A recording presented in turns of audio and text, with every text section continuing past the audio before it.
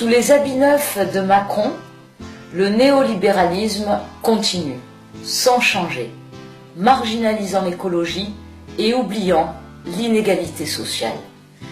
Nous devons confirmer le changement de rapport de force à gauche. Cela sera un des enjeux des élections législatives.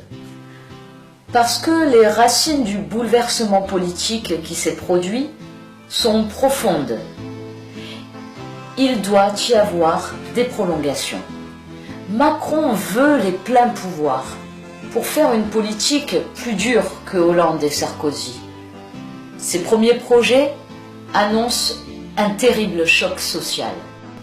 Il veut détruire le code du travail par ordonnance, augmenter la CSG sur les pensions retraite. Il abandonne les 9 millions de pauvres à leur sort. Il accepte l'accord de libre-échange destructeur. Si vous le laissez faire, son quinquennat sera celui de l'irresponsabilité écologique, favorable au nucléaire, au diesel, à l'agriculture chimique. Pourtant, l'harmonie de l'activité humaine avec la nature et les animaux est une urgence. Je vous rappelle que Macron est à l'origine de la création du statut d'auto-entrepreneur et de l'ubérisation. C'est le règne du fric et du chacun pour soi. Ne nous résignons pas. Une autre majorité est possible au Parlement. Ce sont les députés qui votent les lois, les budgets de l'État et de la sécurité sociale. Ce sont eux qui investissent le Premier ministre. Une cohabitation est nécessaire.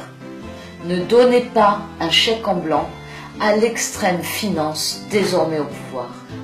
Le 11 juin, nous voterons pour les députés qui auront à se battre contre les drames et les résoudre par une pensée complexe qui relie les enjeux nationaux aux difficultés locales, qui n'oublie pas que les choix budgétaires auront des conséquences pour des décennies, par des implications dans le quotidien des gens et sur la capacité d'agir des communes, des départements, des régions. Ce n'est pas par la fausse proximité et la satisfaction de l'entre-soi, mais par l'indignation et la lutte quotidienne pour bouger les choses que nous réussirons à changer le monde.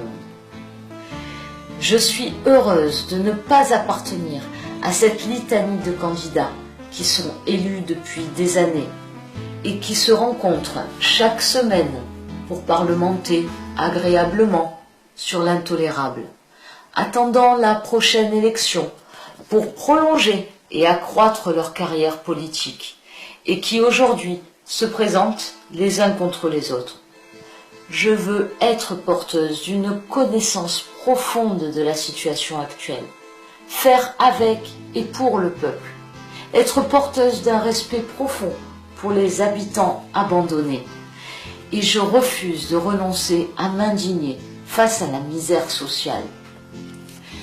Pendant qu'il est encore temps, reprenons ensemble le pouvoir qui est arraché au peuple. L'heure du peuple a sonné.